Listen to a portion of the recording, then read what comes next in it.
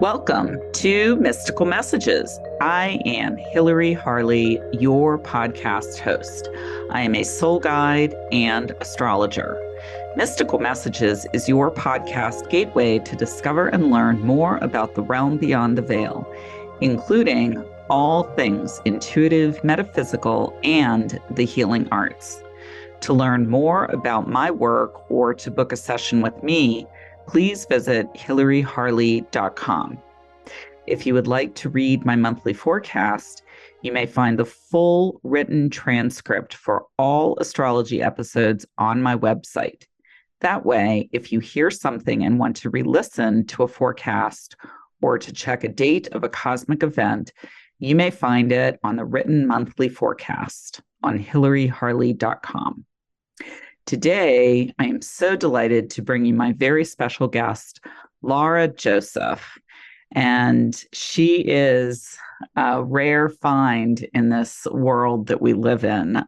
She is the real deal, truth speaker, truth teller.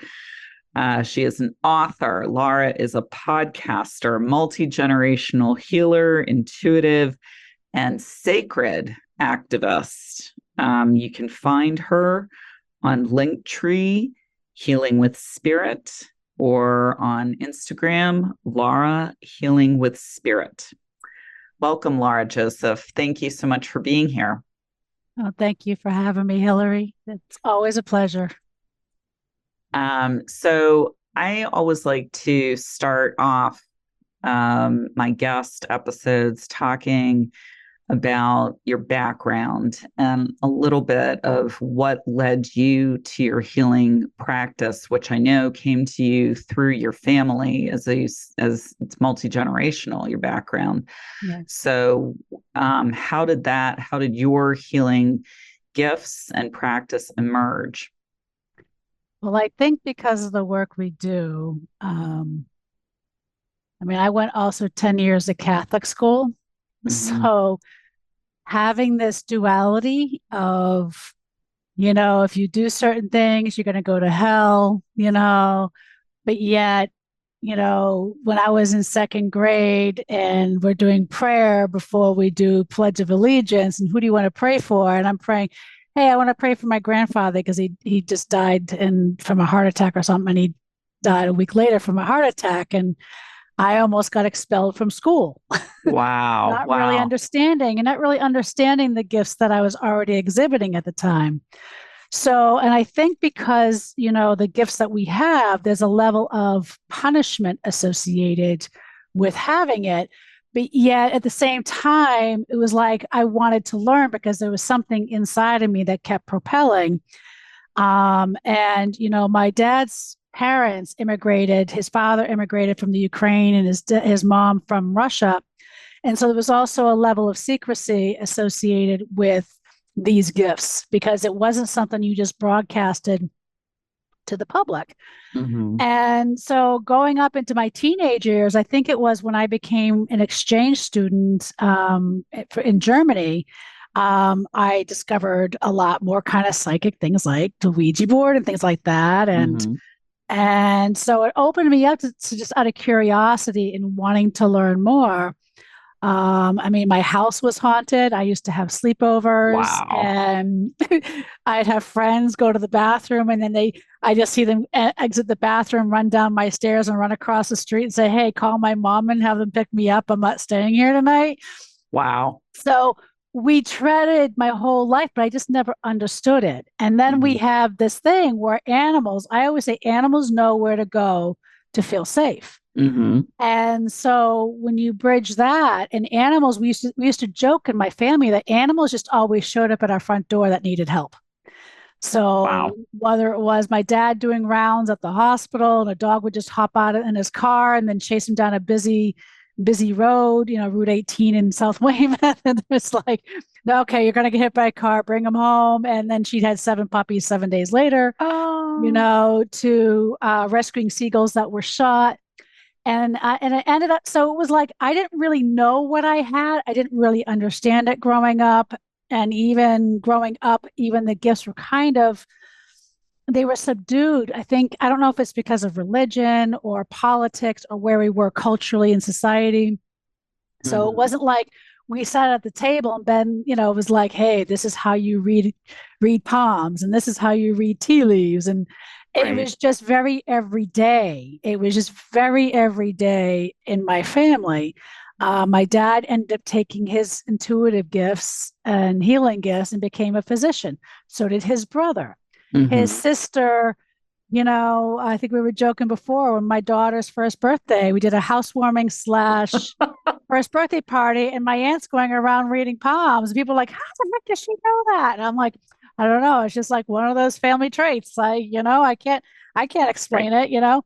I don't read palms, but I do sometimes read tea leaves because, and my grandmother wants me to read them more.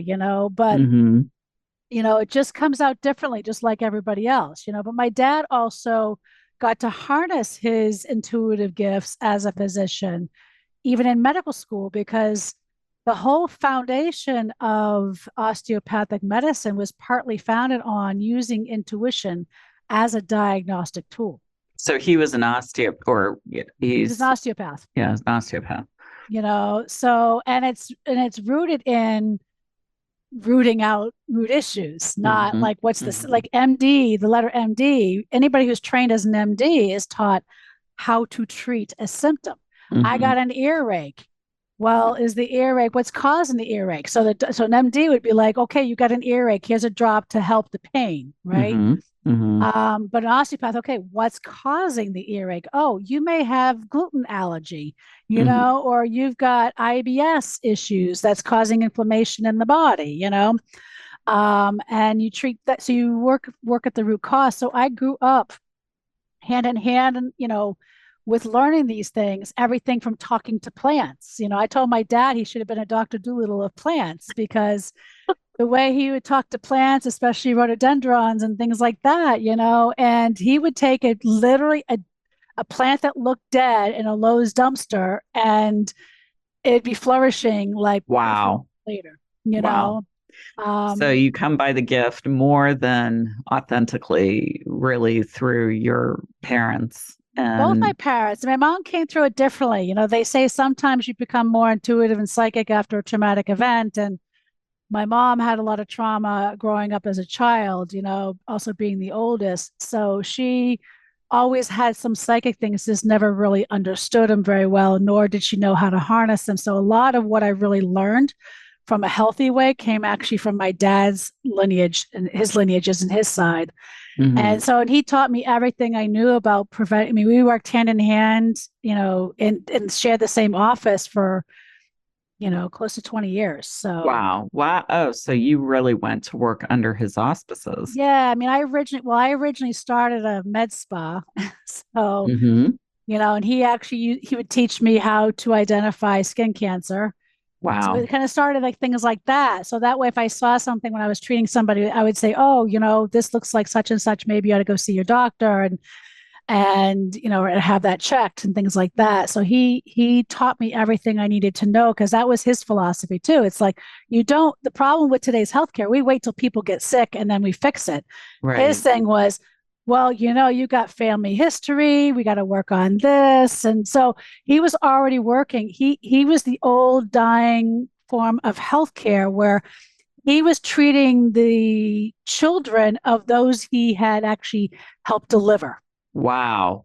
I don't know that that happens anymore, or unless No, it's in very rural areas. it's very rare these days. So he was Hmm. literally the dying breed. He also, from an activism standpoint, he also helped bring osteopathic medicine and helped it become more established in the state as a viable form of healthcare under Governor Dukakis and Governor King in the 1980s. So he Hmm. was very active, and he was also, which I didn't really realize, he didn't really talk about it, but because his brother was a medic in Vietnam, and so he was a protester in Vietnam. Oh, So it goes into a lot of, when I look at a lot of the history. I'm like, okay, so this is where he gets it. And he was also bullied as a kid Mm-hmm. because of his background, being called a communist and all these other things, So, Because he had emigrated. right, yes. Mm-hmm. Well, no, he didn't. His parents did. Yeah, but So, yeah, by association. right, exactly, exactly. So, and it could be why my father was the only one that didn't know how to speak the native tongue Mm-hmm. very well, but his sister and his brother did. So, from a lineage, that's where I learned a lot of plant medicine. That's where I learned a lot of holistic therapies and preventative health care. And so And you branched out from there. I mean, it well, just yeah. would like adding new modalities because So then this is where the wrenches come in, because then, like, I used to say I lost my virginity not by my choice, but I was actually raped at 15. oh And so when you look at then the trauma pieces start creeping in. My first job out of college, I was sexually harassed and fired for reporting my boss. All I just said was, just please just keep your hands off of me and stop grabbing me to the point you're leaving bruises on my arms. And they wow. and they and they fired me for it. So Wow.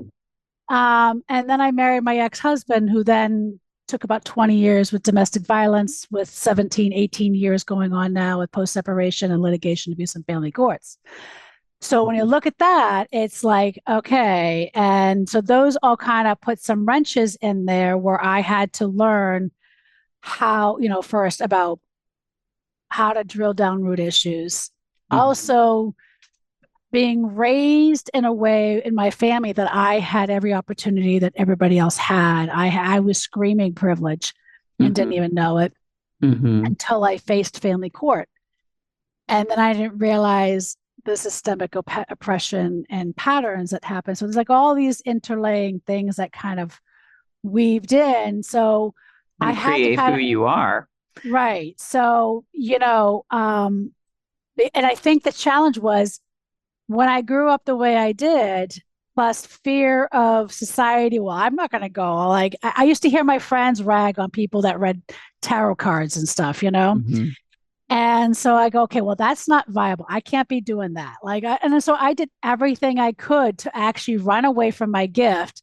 And Mhm. what it did was open me up to all these other things because I kept saying, nah. And I kept just like going, nah, Mhm. nah. And Then that's even, very, very common when I talk to people who are, it's like a kid in a candy store. It's like it's the push me, pull me. They want it, they're drawn to it, they're good at it, it being any kind of metaphysical gift. And yet, the stigma that is thankfully beginning to diminish around it.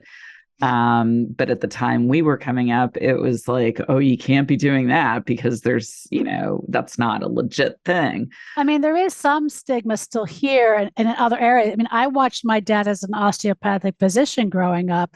For those of us who are old enough, will remember that in the 1970s, the federal government went after any practitioner that was practicing holistic medicine and calling them quacks.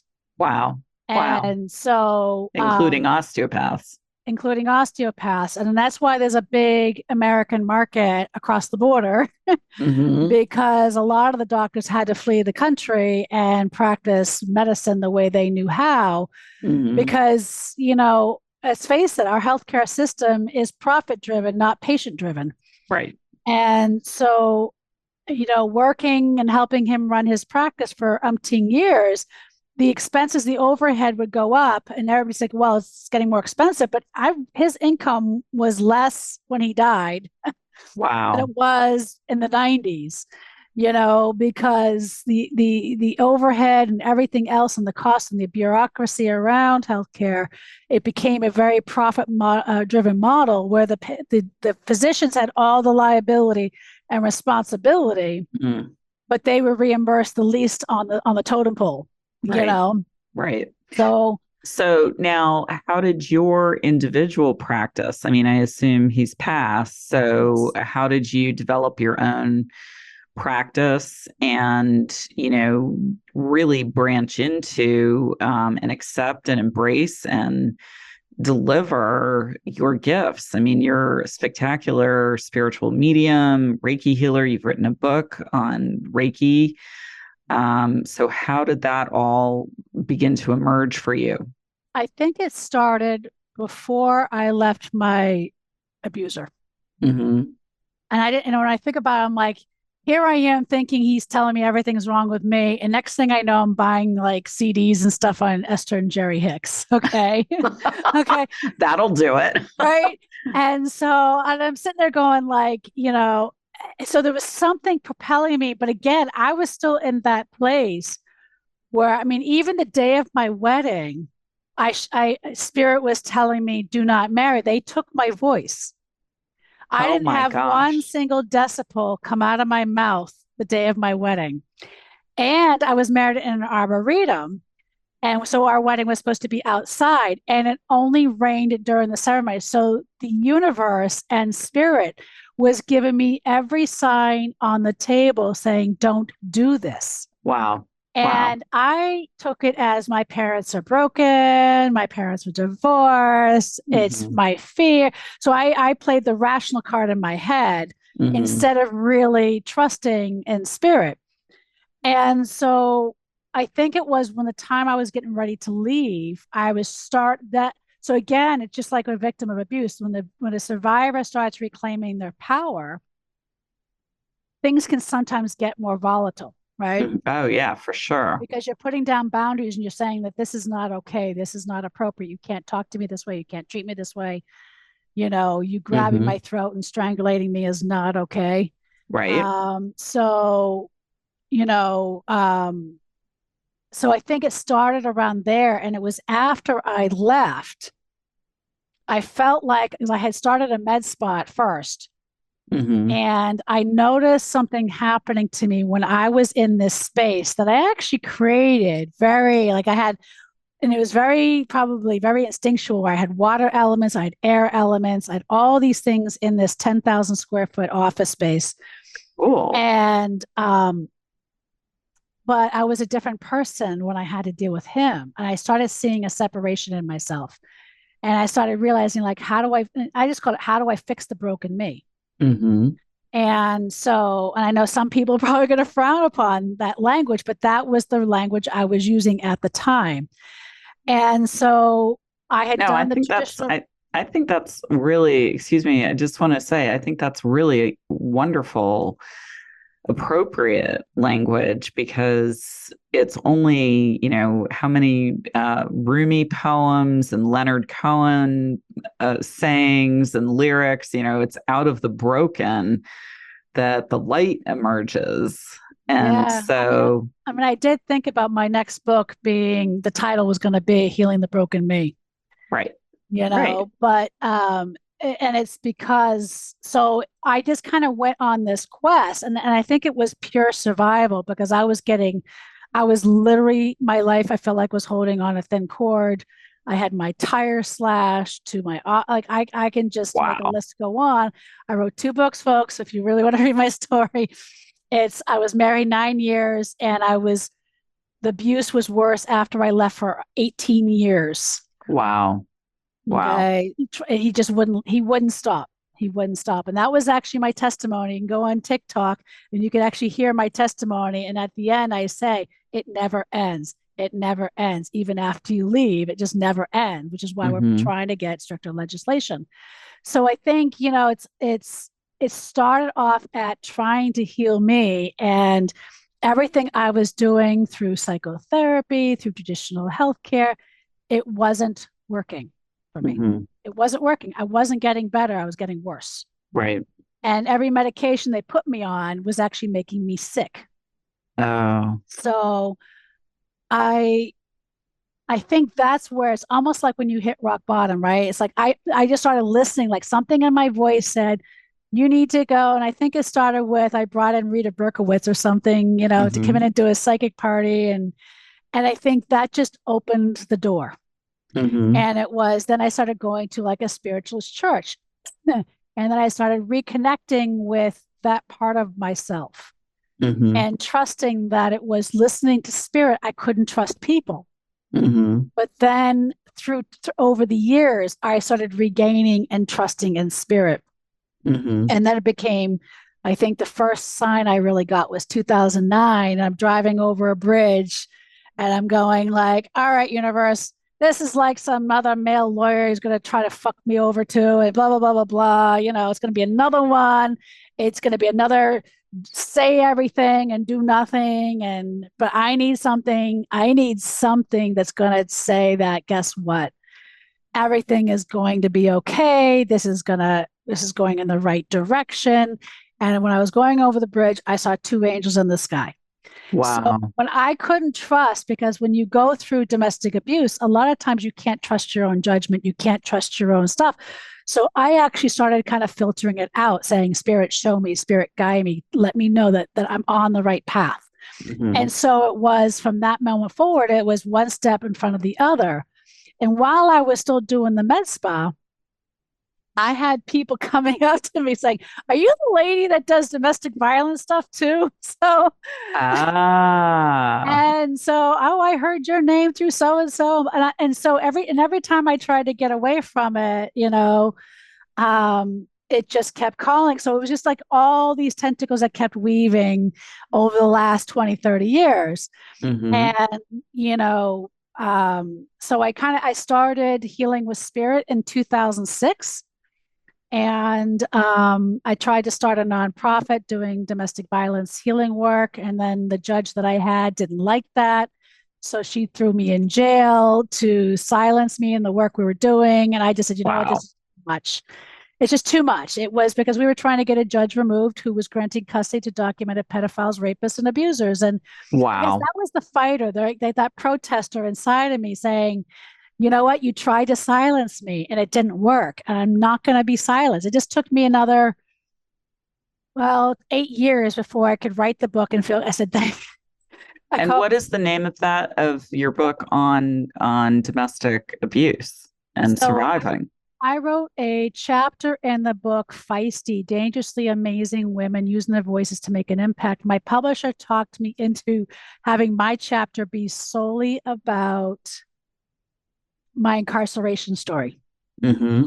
On what it takes to leave a domestic violence relationship when the abusers are using the courts against you and the judges aren't seeing it nor they're getting it, and they're punishing you because you can't afford a lawyer because financial abuse is. So it's like they're punishing you for trying to leave an abusive relationship, and the very things that they should be saying enough to, they're perpetuating the abuse. And so it's become a cycle. That's why we have 70 pending legislative bills in Massachusetts surrounding either sexual assault or domestic violence. Wow. That's ones that I'm unbelievable. Really, including one which is a moratorium on a women's prison. And my argument for that is the women's prison has become the go-to new lock them up in an insane asylum to shut them up and silence them as a way to discredit and continue patterns of abuse like they did 100 years ago. Mm-hmm. So there is a moratorium on building a $500 million women's prison or $50 million women's prison. And what I don't hear enough of is how a third of the women that are in there by family court who were denied certain human basic rights, including their right to an attorney. Oh my heavens. Yeah, so this is integral to who you are as a practitioner. I mean, Right. Helping people through all forms of known, conscious or unconscious trauma. And so when you opened your doors in 2006, I mean, So when I opened my doors in 2006, it started off as one thing, and then you kind of gain skills along the way, right? But yeah, I mean, I just kept listening and saying, Spirit, where am I supposed to go? And every time I try to put together a so-called business plan, mm-hmm. I fall on my face, Mm-hmm. So I've learned that it's like when I wake up in the morning, I'm doing spirit's work. I am doing what my soul or what spirit has told me I needed to do Mm-hmm. as a steward and a person on this planet. But, you know, I don't say I solely focus on just trauma because most of the people that walk through my door don't even know they have trauma. Well, that's what I say. Subconscious, unconsciously, they're coming to you. And so, I mean, you're now in practice for how many years? And clearly successfully you have this beautiful, beautiful space in Hingham, Massachusetts on the South Shore, that I invite everybody to check out, or if you're in the area. But if you're not in the area, you can certainly check out Laura's information online. It's Linktree, and it's Healing with Spirit. Yeah, I mean the whole premise behind it is really, I mean, why do folks come to people like me? They come to me because what they're getting in Western medicine, they're getting sicker or they're just not getting better, or it's Mm-hmm. more pills and it's more stress and it's more this and it's more that. And because I bridge between both worlds, we address root systems, we address root issues. Mm-hmm. And So, it's all about reclaiming. I mean, in a lot of the ancient traditions, like I always say, somatic therapy, which is like a big buzzword now, right? right, Because it's all right. academic. But when you really look at what somatic therapies is, it is stuff that has been practiced in indigenous cultures for thousands of years. It's Okay. so true. So Yeah. it's not like it's a new thing. It's just having somebody who knows how to recognize it, who has enough skill set and knows how to help somebody move those hard emotions that is stuck in the tissues. Why is this wound not healing? Mm-hmm. Right? Mm-hmm. And is this what's happening in the body? Like in the Japanese cultures, it's like we made up of three bodies. We hear this mind, body, and spirit. But when we really look at it, it's each body has its own innate wisdom. And when It's we are yeah. impacted by illness or trauma, are we healing one body or are we healing all three? Yes, no, that's certainly true. In my case, I went down that road. I had chronic sinus infections, which is how I ended up becoming a healer myself and peeling back the layers. So when a client, especially a new client, comes to you, I mean, they find you through word of mouth. They find you through, you have to see this woman, this amazing healer, and they come to you for the first time. What should their expectations be? Or, is it a very individualized protocol where you're taking them, figuring out what their needs are, and Yeah, I mean, leading? the first part is, I mean, my intake form is like if you had to print it out, it's like 4 pages long. I mean, don't freak out, people. It's not like what you think, okay? But it's because I want to get a good picture ahead of time because, yes, it is individualized. And it might be saying, hey, my skill set's over here, but we need to maybe help you find this type of doctor, or we need to help you find, a therapist that specializes in this, or we need to help find you nutritionists. So it really just depends. But my thing is drilling down the root issues and why you're not getting better and why you're not healing, why you're not getting where you need to be in your life. So it's all about using these ancient therapies and restoring wholeness by addressing the root issues and root systems, and to guide through processing using the various methods and practices and finding pathways to empowerment. So it's multifold, it's multi-layered. Some Okay. people I start off doing a lot of spiritual coaching. Others I will do a lot of somatic type therapies, whether it's through breathing, through the Japanese therapies, through movement, So Mm-hmm. others it might be using tarot and seeing what we have to say. Past lives have been coming up a lot, although I do not say you do not, people don't come to me getting a past life reading. Right. Past lives, when I do past lives, it's typically shows up because it's right there at the surface. Mm-hmm. And it's very integral of, well, I have this experience and I can just see, because I can see it's almost like a mirage going in and through their body. It's really kind of crazy, Wow. so and so we will kind of go down that if they're open to that. Mm-hmm. Others, we might incorporate a lot more plant medicine. It just depends, it Mm-hmm. depends on what their needs are and what they want to accomplish. And, we try to, and some people come to me and they only need like one session. Others might need, especially if they're doing things like cancer treatments, it might be a longer process. Right. I mean, I just had, and I can share this Yeah. because public, but I mean, just to give an example, I had somebody that came to me that was diagnosed with late stage breast cancer. And at 30 years old, was Oh told my basically they would gosh. never have kids, all these other things. Was also traumatized by another Reiki practitioner who told them that their sexual assault was not a real trauma. And Oh my goodness. so I had a lot to overcome, a lot of trust to rebuild, but something in their system told them to come see me. So fast forward 4 years later, they were in remission. In January, they were given the green light to try to have kids. Things weren't going quite so well. So in June, we did some past life work actually. We were uncovering some things that might be causing blockages of her inability to receive. And I said, by the way, I think it's going to be September you're going to conceive, and it's going to be multiples. Wow. She comes to me Wow. in September, and lo and behold, she is pregnant with triplets. Oh my gosh. All right. That is an amazing story. So That that is, is like, gives you a kind of a clear thing of like start to finish. And here's the thing now, in this particular situation, can her being pregnant trigger a relapse in her cancer? Yes, but we already prepared for that. mm-hmm. We already prepared that way in advance. We did all that work in advance. Mm-hmm. So there's a lot of acceptance and blessings that are happening. And I think the reason why she's blessed with what she's got is because her body can handle it when she's Right. ready. Right. Right. Right. The fear piece and the what ifs aren't running in a very like they don't have a stronghold running in the operating system Mm-hmm. because we already overcame that. So it's Yeah. it's learning how to turn your triggers into a power.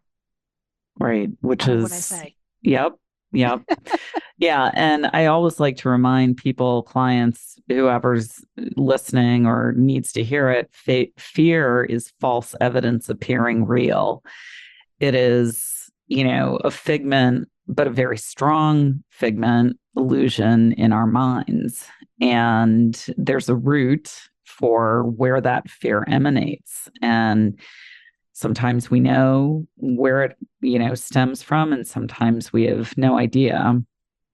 Well, Um, and I also see, in all the work that I've done, because I also do a lot of end of life work too. And because the end of life kind of is very complementary to the trauma work because a lot of the fears and things actually are very similar. right. But I always have talked to my clients. I would always say the fear, if you're afraid of dying, then that's going to be the number one thing that's going to bring the cancer back. Mm-hmm. Mm-hmm. So if you can't control when our so-called expiration date is, right? We don't know because we could go out and get into a car accident and that's our day. Right.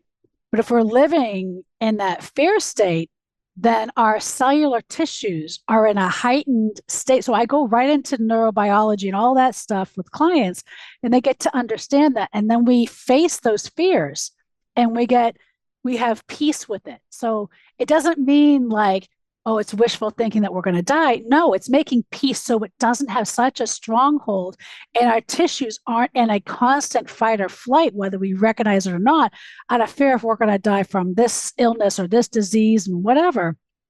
And I think even growing up with Catholicism, with 10 years of Catholic school, it's like we were taught to fear, like, are we going to go to hell? We're going to do this and we're going Mm-hmm. to do that. Mm-hmm. And that does so much damage to the physical body.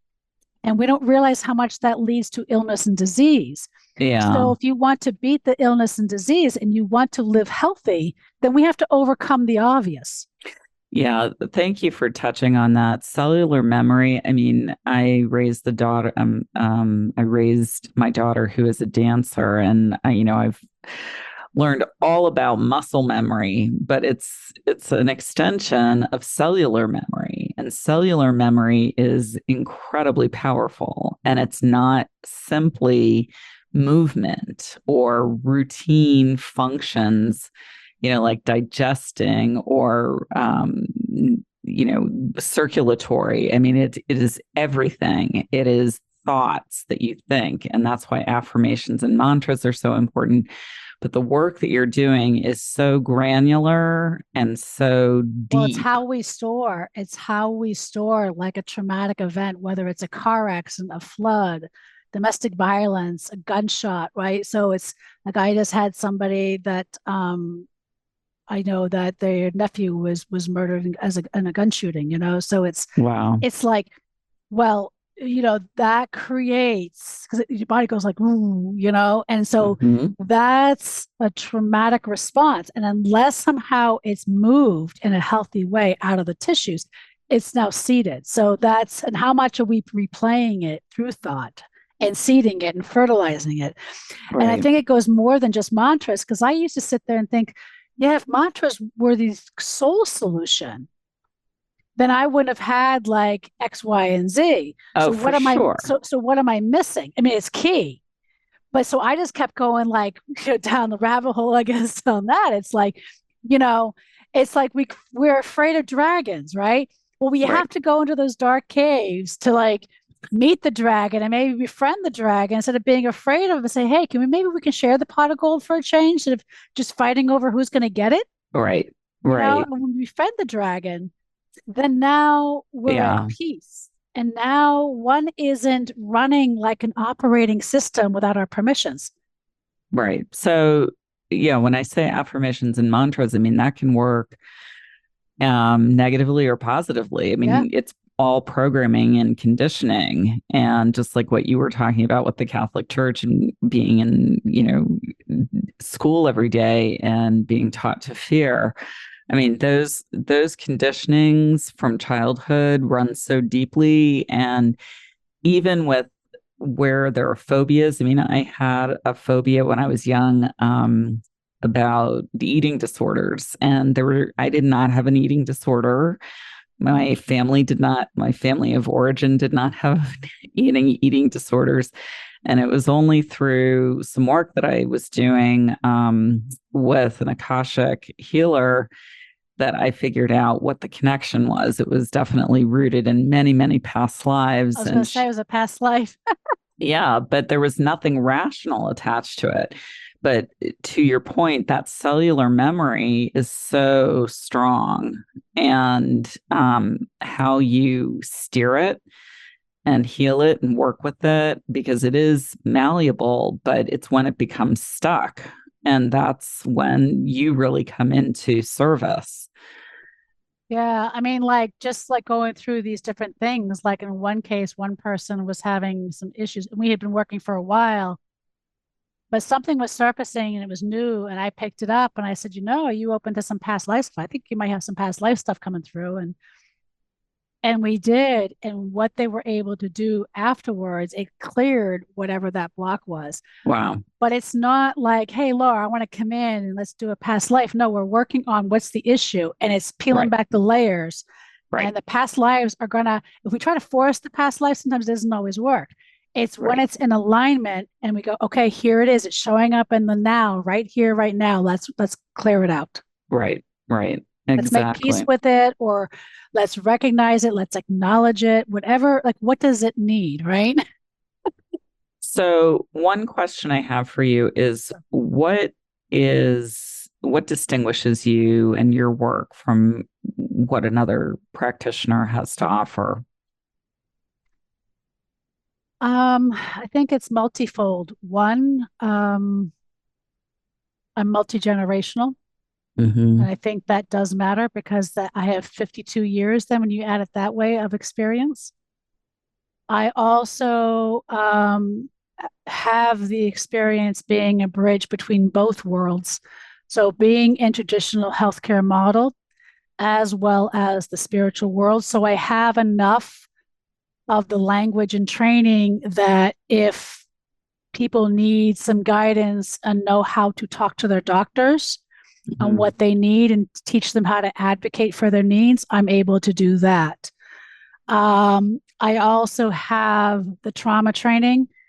So whether or not they need somebody with even deeper skill sets than I have than with trauma training, so it's the bridge, it's the deep rootedness, and I think we have a lot of very well-intentioned healers, but are doing the martyrdom thing. They want to give, but they haven't done enough of the deep inner work.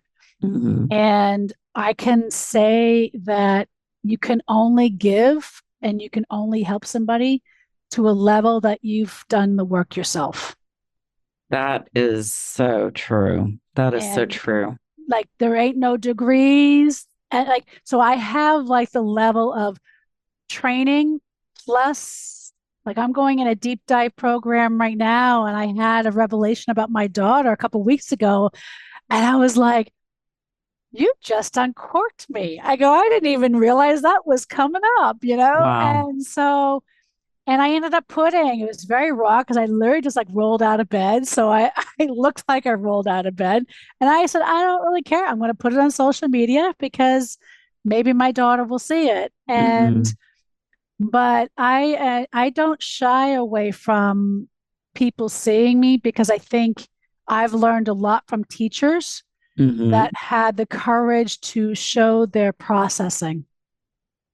And I think it's not whether or not you're going through something, because I learned when I was in corporate many years ago, we're either in a pile of shit, going into a pile of shit, or just getting out of a pile of shit. And the difference is how we handle and move that shit. So, and so I don't care if you're like Miss Guru or Mr. Guru, if you act like on social media that everything is perfect and all you help is, and you make $15,000 a month or 100,000, whatever it is, and everything is so high. I actually run from those people, honestly, because that's putting on a mask. And to me, it is, I don't shy away because people are going to relate to, I want to know what she knows because I want to see if she even knows how to move her own stuff. Right.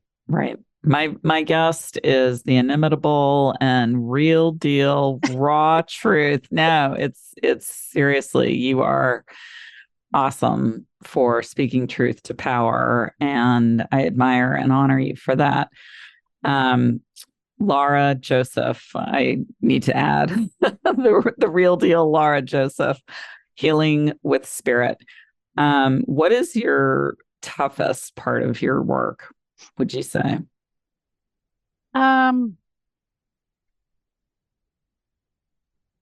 It is staying balanced, grounded in my work, because when you are on the front lines advocating for or helping people that are in such dire straits, you're dealing with a different energy and frequency and vibration. So they're deep, they're hard, they're raw. It sometimes can feel like, an energetic battlefield. So it really requires above and beyond what I call personal spiritual hygiene practices. So it really is the up level game, because I know a lot of people, a lot of teachers, they stay in a bubble to kind of protect that field. And my thing is, well, how do we really know if what you're saying is the real world if you're not actually in the trenches? It's like, how can you preach somebody about trauma if you're not there at family court and actually seeing what's going on? Can you help with domestic violence and give them advice on divorce coaching if you haven't sat there in court watching, done the data, not reading the stats, actually sitting there and collecting stats? Because I've done that too. Okay. So, and doing that work. I mean, how do you know unless you go in and talk to legislators and have passed legislation and helped on that? And I've been doing that for 15 years now. Wow. And I can say, like, it's different now. We have, like, so it's it's hard to try to when you because it requires like the level of fuel it would take to gas up an 747 versus a moped. Okay. So it requires enormous amount of fuel, protections, spiritual hygiene to do and to speak in a very centered, focused way, while also not taking on other people's stuff, other people's illnesses, other people's diseases, making sure that your vessel, your temple is well protected and also well maintained while you're doing it. So it's like, how often are you running your car and going, geez, I'm about 3,000 miles overdue for an oil change? And oh yeah, I got some wire poking out of my tires. I know I need some stuff done, or yeah, my muffler sounds really loud.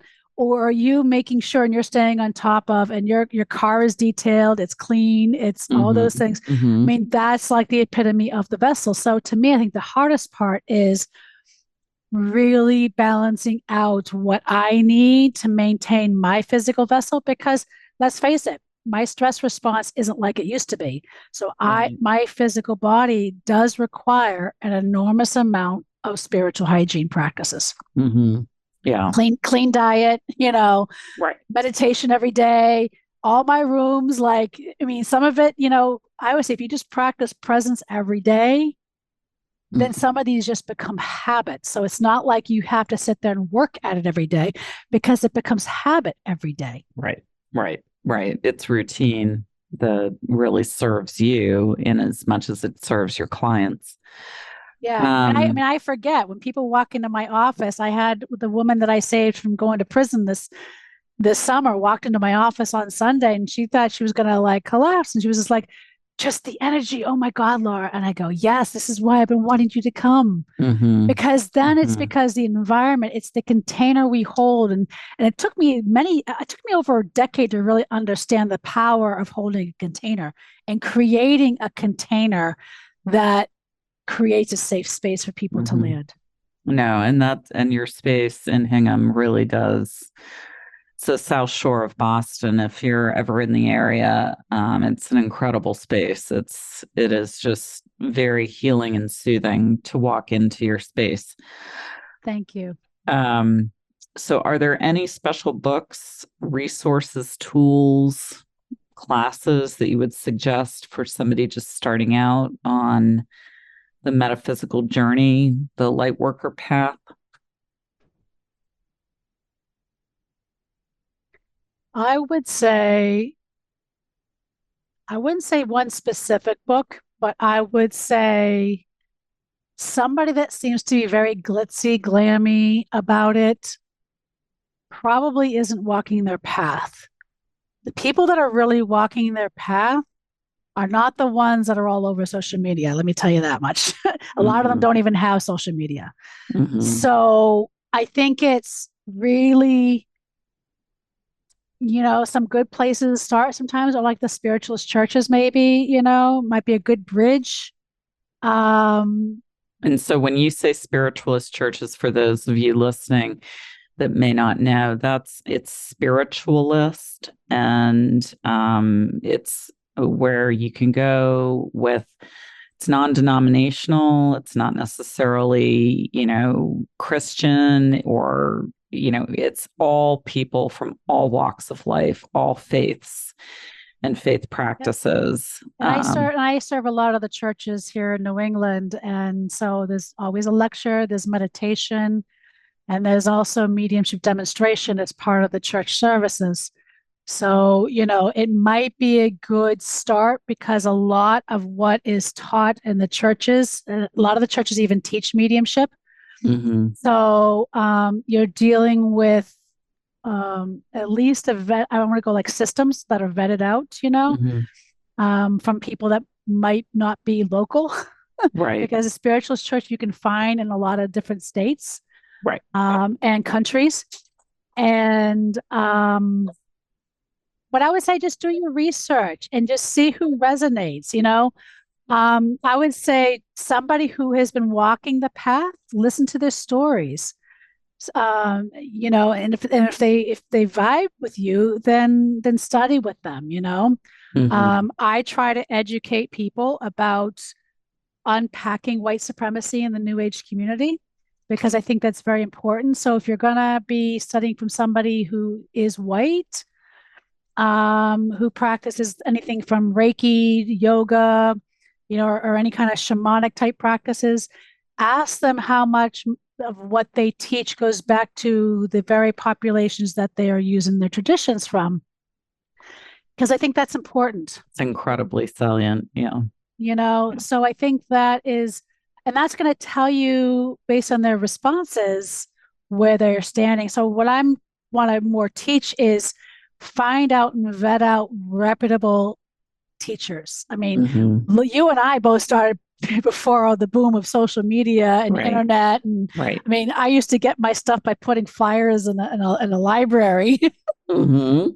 Yeah. I you used to know? go to a bookstore in Cambridge because when I tell people, especially young 20 somethings, I started at Seven Stars in Cambridge because there was no Amazon. And it's like the look on their face, like there was no Amazon. Right? Like, Yeah. So I think, also going to people, like if you really want to, and you're not sure, going to people, if they've been practicing and they're still in business and it's been 20 years, they mhm. actually might have some knowledge to pass on. Here, here. They didn't get a certificate in Udemy, which isn't a vetted program. I hate to say it, but What is it? Udemy, which is like anybody can just throw a class up and call it a class. Oh, interesting. So, Okay. so like people that have been around for 20 years, first of all, to become a master at anything, it takes about 20 years and you're practicing every day. Yeah. So if you're going to learn from somebody who's teaching and they just didn't learn it 3 months ago, yes, people learned 3 months ago. I want to be careful. Like, I'm not saying you don't have something to offer. What I'm Right. saying is you're still a student. Correct. I think And I that's would the even difference. say, I would even say you and I are still students. I We're am, all students. astrology is an infinite body of knowledge, and I'm You know, always still learning. when so Usui himself created a level he himself never obtained for a reason because he said that you are to maintain the goal is to maintain the mindset of a student. The minute you think you have it and that you know it all, you really don't. Oh, that's brilliant. So just so everybody knows, Usui is he the creator, the conduit Founder. for He's the Reiki, founder. Yeah, the he's the founder of founder, Reiki. founder of Reiki. Yeah. So, and I'm part of the lineage, the Jikiden Reiki lineage, which is based in Kyoto, Japan. Tadao Yamaguchi, who's one of my teachers, his mother studied with Hiyashi. Hiyashi studied with the founder directly. Usui allowed Dr. Hiyashi, because Dr. Hiyashi was a Western trained, not only a Western trained doctor, he was also a Japanese Navy officer. So Usui allowed him to research Reiki and practice doing medical research.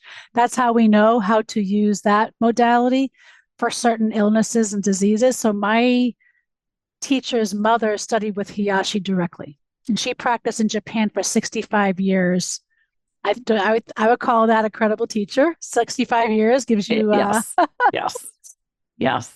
some good under your belt. And Yeah. Tadao's in his 70s, and he grew up with this. Like he grew up thinking everybody did Reiki Hmm. until he realized they didn't.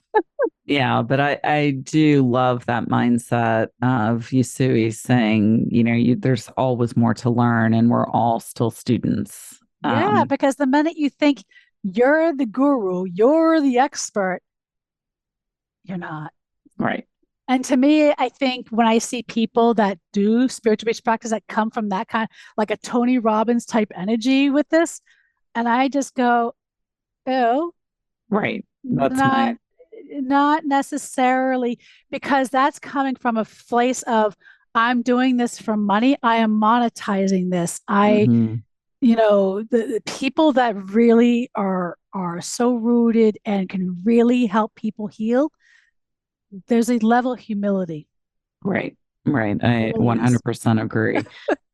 I can't believe our time is nearly at a conclusion. Well, My we could guest, probably go on and on, right? yeah, you and I could, yes, for sure.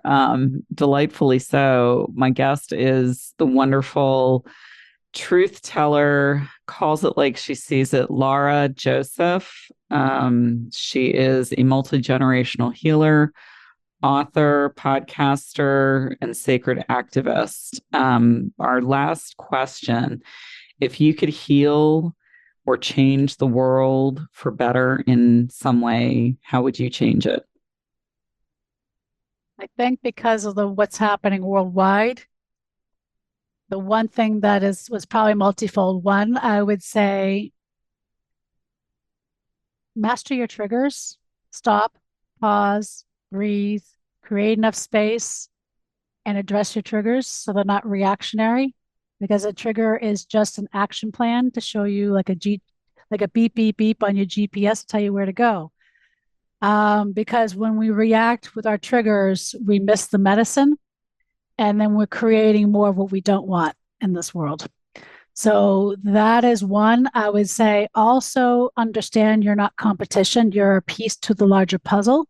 And if we can just find where our place is as a steward on this planet is a piece to the larger puzzle, I think we would have a much more harmonious planet. And three, if you're doing healing work and you are a healer, find out what it is that needs to kind of up level, and that means like, what are you giving back, and how much have you unpacked, as far as any kind of unpacking white supremacy, inner patriarchy, all those things. We all have it. It's just if we get defensive about it, then we're not honoring the medicine. But it's how much are we up leveling on that aspect, so we can bring the medicine that we want to give to the world in a much more fantastic way. So Holistic and holistic way, right? yeah. It's holistic, meaning mind, body, spirit. That means not just one individual. It means collectively. It means environmentally. It means food. It means all of it. It's Right. it's like Chioko Yamaguchi said once: if you want to learn Reiki, you got to learn all of it, not No, just a piece here, a piece there, and then now we're an expert.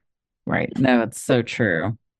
The thoughts we think, the content that we digest. Laura, it's amazing to have you here. My guest is Laura Joseph. You may find her on Instagram at Laura Healing with Spirit, or her link tree is Healing with Spirit. She is sacred activist, author, podcaster, multi-generational healer, and an intuitive. Thank you so much for joining. That brings us to the end of this episode of Mystical Messages. To learn more about my work or to book a session with me, please visit hilaryharley.com. If you would like to read my monthly forecast or to check dates of planetary events and cycles, you may find a full written transcript for all astrology episodes on my website. Thank you so much for tuning in and listening today. Please join me again in 2 weeks when I will bring you the astrological forecast for the next month ahead. I wish you many blessings as you journey forward.